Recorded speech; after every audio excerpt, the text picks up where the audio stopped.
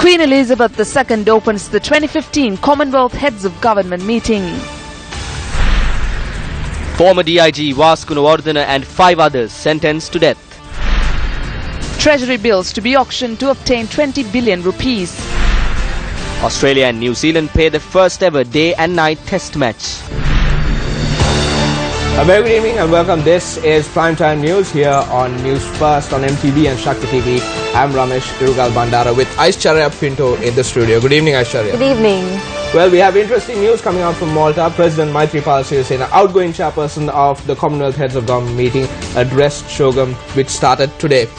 And in the sports arena, Ramesh, cricketing history was made today as the first ever pink ball was introduced in the first day-night test match. Details of these stories and more come your way shortly.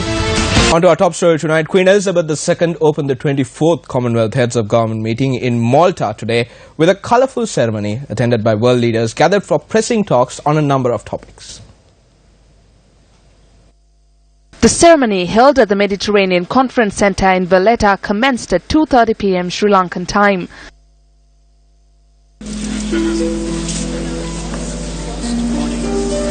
The heads of states were welcomed by former chairman of the Commonwealth Heads of Government meeting, Sri Lankan President Maithripala Sirisena, and current chair, the Prime Minister of Malta, Joseph Muscat. Heads of government and representatives from 53 nations of the Commonwealth attended the event.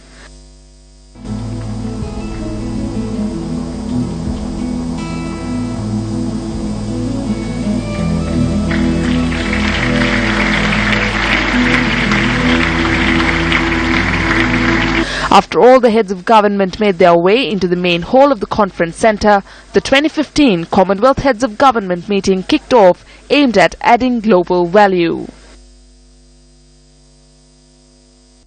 His Excellency the Commonwealth outgoing chairperson in office, Maithripala Sirisena, President of the Democratic Socialist Republic of Sri Lanka.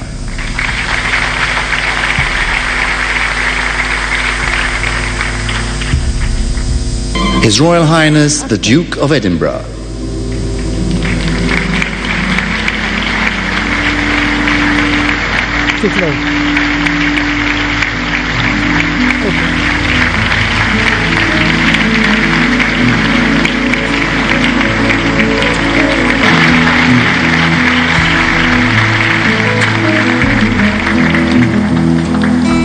Excellencies, ladies and gentlemen, Sri Lanka is a founding member of the Commonwealth, and we are very pleased about its growth over the past few years. The influence of the Commonwealth has helped to guide the political and social behavior of all our members. The common values we share bind us together, and not the power of the wealth of the member states. 2 years ago, when we met in Sri Lanka, we agreed that achieving growth with equality and inclusivity must be the main concerns of the Commonwealth.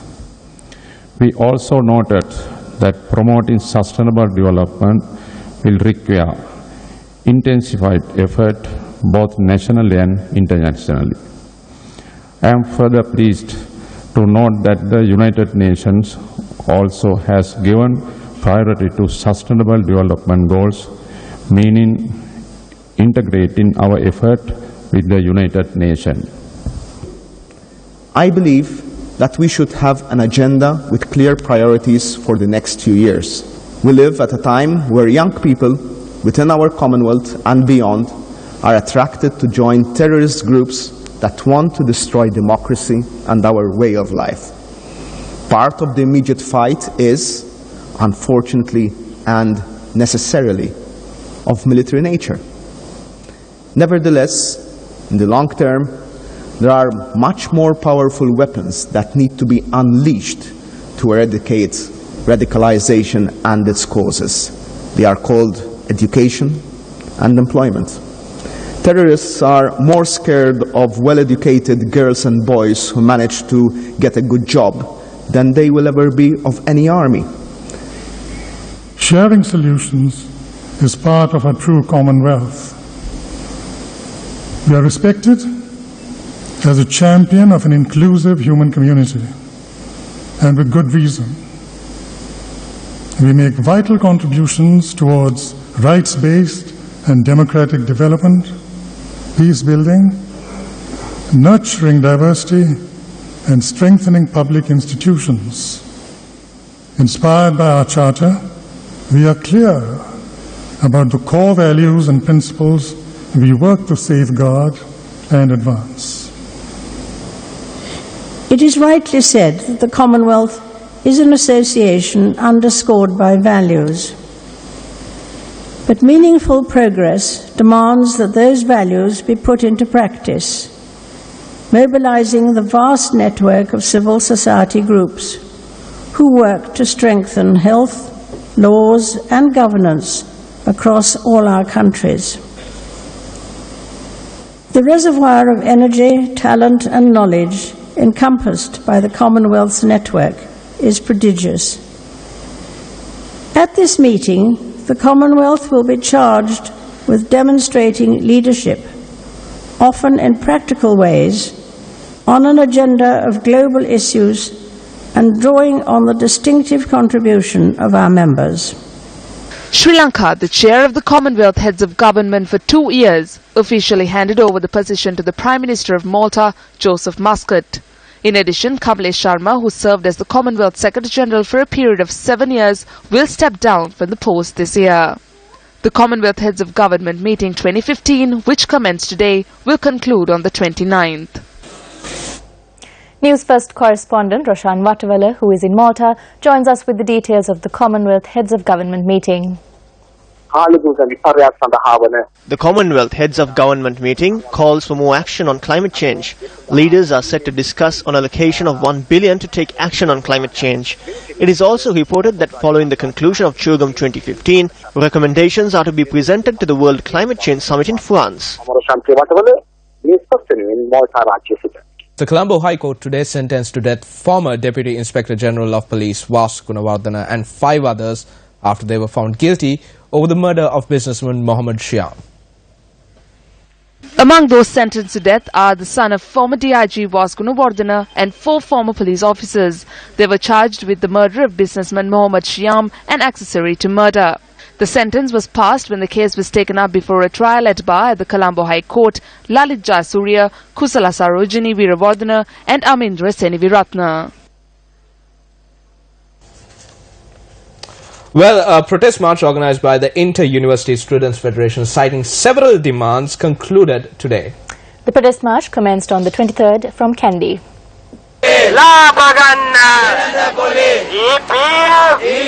The march commenced from Kadavata this morning, citing several demands, including to abolish the private university in Malabe, stop collecting money in schools, and to stop the issuing of vouchers introduced as a replacement for providing school uniforms. The students of the Kelaniya University too joined in the march.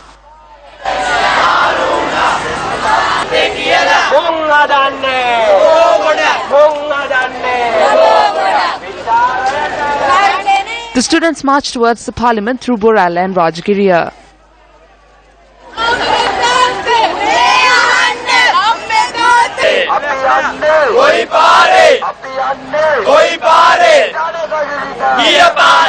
Even though the march was scheduled to proceed to the parliament, the police had obtained an order from the Kaduwala Magistrates Court to prevent the march from moving forward from the Polduwa junction towards parliament.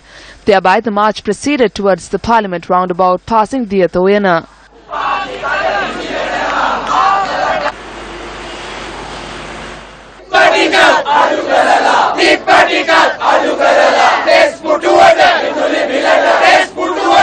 The protesting students erected a makeshift tent and held a meeting at the location.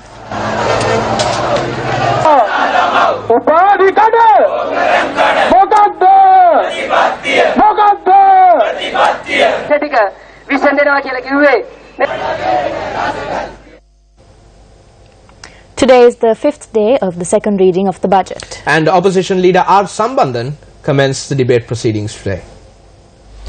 This is a totally new situation which has never existed ever before and gives the UNP and the SLFP as constituent parties and alliance partners in government an opportunity to address all issues, whether economic, political or social, on the basis of a consensus that would be in the best interests of the country as a whole and all its peoples.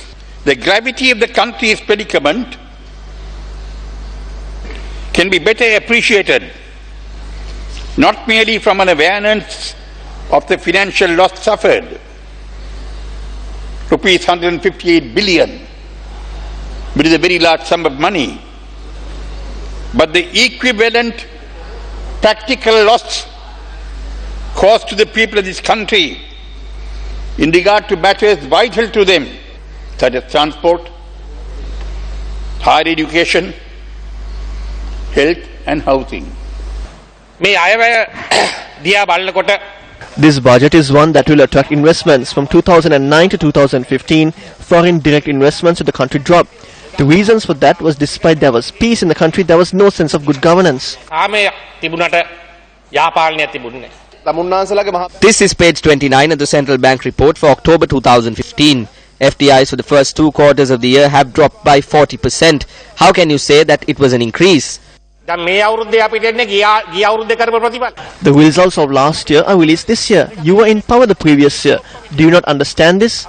We proposed the name of MP Sunil Handunetti to chair the Committee on Public Enterprises. We proposed the name of Bantul Gunawardana for the Public Accounts Committee. He did not accept it. We actually want to create a transformation. I invite the remaining MPs from the Sri Lanka Freedom Party to join with us. I extend this invitation to MP Ramesh Patirana as well.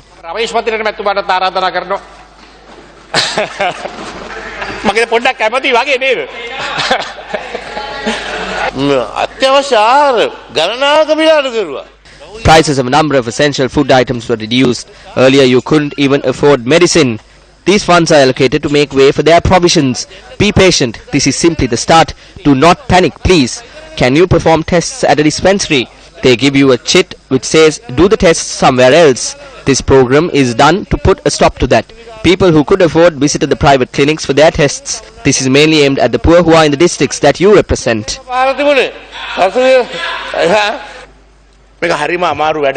This is a difficult situation. A group of ours is in the opposition. We are in the government. However, in order to face the national and international challenges, we had come to form the consensual government. It is after some time that all these activities will fall on the correct track. ලෝක දේශපාලනයේ කාන්තා දායකත්වය ගැන කතා කරද්දී අපේ රටේ නම නිතැතින්ම කියවෙනවා. ඒ ලෝකේ ප්‍රථම අගමැතිනිය බිහි වුණේ අපේ රටෙන් හින්දා. ඒත් අනිකුත් කාරණා සම්බන්ධයෙන් කතා කරද්දී අපේ රටේ කාන්තාවන් ගැන සෑහීමකට පත්වන්නට පුළුවන්ද? ඔබේ අම්මට, ඔබේ සහෝදරියට, ඔබේ බිරිඳට, ඔබේ දියණියට සමාජයේ නිසි තැන ලැබෙනවද? නිසි ආරක්ෂාව ලැබෙනවද? අපේ රටේ කාන්තාවන් සවි බල ගැන්වීමට කාලය ඇවිත්. එන්න අප සමග එක්වන්න. Former Minister Jagat Pushpakumara and his wife arrived at the Presidential Commission of Inquiry today. The former minister and the wife were summoned to the Presidential Commission of Inquiry for allegedly using employees attached to the Ministry of Coconut Development to upgrade a land owned by the wife of the former minister. The secretary to the commission noted that statements were recorded from 8 former employees attached to the Ministry of Coconut Development. The commission had to accept that the individual who lodged the complaint is not aware of the matter and that these statements are made by different individuals. Thereby, we will provide our fullest cooperation and support the investigations. The officer in charge of the Narayanpeta Police Crimes Division was arrested by the Commission to investigate allegations of bribery or corruption. Commissioner of the Bribery Commission, Neville Guruge, stated that the OIC was arrested while obtaining a bribe of 2.5 million rupees. The commissioner stated that the bribe had been obtained for the release of an accused who forged documents without implementing the law. The suspected OIC was arrested while he was obtaining the bribe in Kohuwala. Neville Guruge, the commissioner of the Bribery Commission, stated that the suspected OIC will be produced before courts.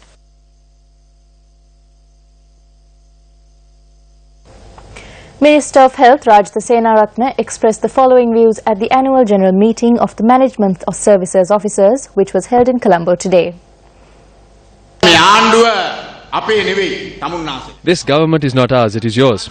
The government needs to progress to where you desire and not where we want. Keep this in mind. There are leaders in the leftist parties who are shameless and not joining with the good governance. They are speaking of opposing the UNP and are speaking of false tribal politics. There were tribal politics, but now there are no more. This is called good governance. Not any other governance, but good governance. Some do not understand this. Even those who are within the government do not understand this. But we know what hardships we need to go through to establish this. We did not have persons with power and might. That is why the Prime Minister wanted to impose massive fines on the capitalists. They were not with us. Give all to the innocent people who were with us. We will not let go of this. We will remain here. We will fulfill the promises that we made.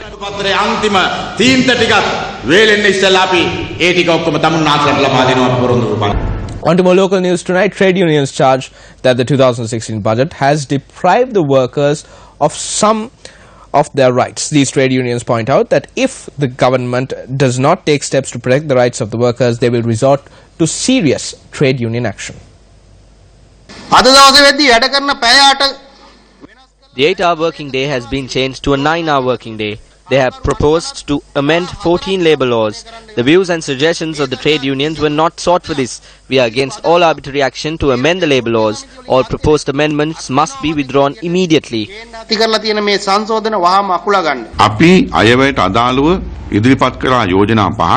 We put forward 5 proposals for the budget. One is to legalise the certified price for paddy. Rather than doing that, the government resorted to reducing the existing price. A kilogram of samba was dropped to 41 rupees from 50 rupees and a kilogram of nadu dropped to 38 rupees from 45 rupees.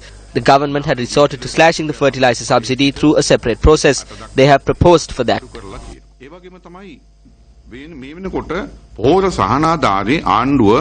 වෙනම ක්‍රමවේදයකට දැන් කප්පාදු කරන්න පටන් ගන්න තියෙනවා කප්පාදු කිරීමට යෝජනා කරලා තියෙනවා වැඩ කරන පන්තියේ මහා ධන නිධානය trillion 1.6 They propose to remove the fund of 1.6 trillion rupees of the working class from the purview of the central bank and to move it to a pension fund. This is stealing our money. All the representatives voiced their protest over this. The Prime Minister said that he will not do this without the views and suggestions of trade unions. He said that this will be done after consulting us. This is what was said. Therefore, this had not stopped. The Minister of Finance presenting the budget said that the EPF and the ETF will be amalgamated to provide loan facilities to encourage the businessmen of the country. The central bank has decided to borrow 20.5 billion rupees through a treasury bill auction for the government. This decision was announced at the treasury bond auctions held for rupees 12 billion.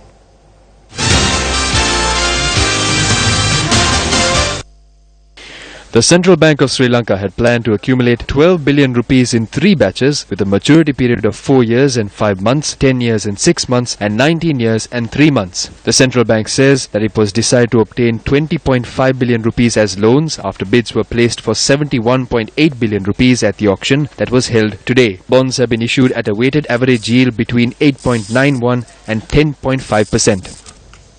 The Ministry of Defence says that personnel of the Tri-Forces are on standby in camps to assist in upkeeping of the law and order of the country when required by the police at any instance when the prevailing peace in the country is affected.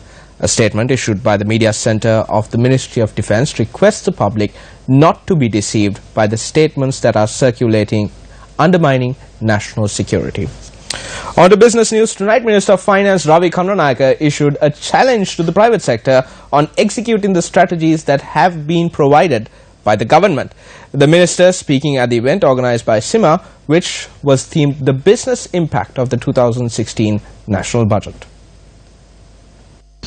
I bet you the biggest challenge is execution. The execution won't come from the government sector, it is from the private sector. I dare the private sector to take the challenge on that we have done. The deficit will be from the private sector and not from the government. We are ready to take the challenge for the execution. We are basically putting a completely new operation.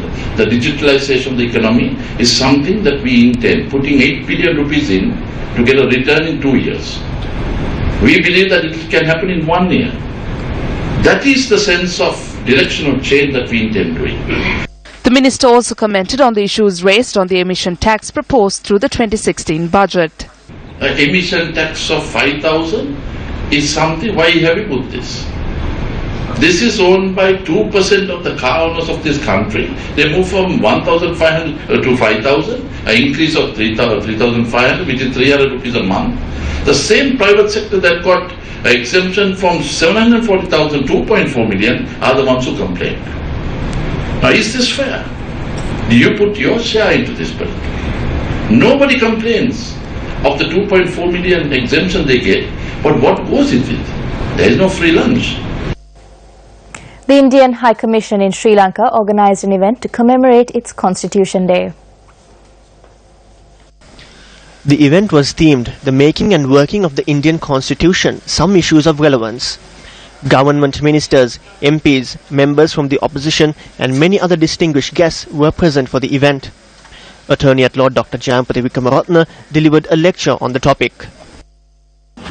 This time, the government intends to follow the procedure laid down in the present constitution. I want to make it very clear, because the word Constitutional Assembly has been used in the proposed resolution and people are asking, are we going to bypass the procedure laid down in the Constitution? No.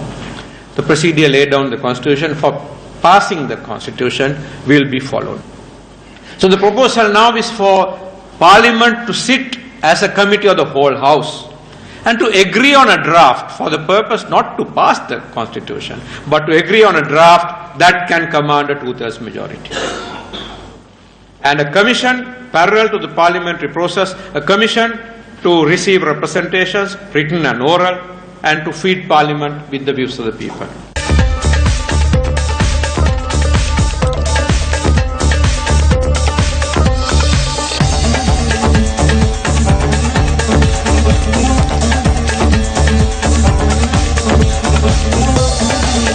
On some historic sports news now, New Zealand were bowled out for 202 runs but hit back with the key wicket of David Warner on an eventful opening day in the historic day-night test in Adelaide. And that's a wrap of Primetime News for tonight. For the Newsfirst team, I'm Ramesh Irizal Bandara. And I'm Aishwarya Pinto. Good night.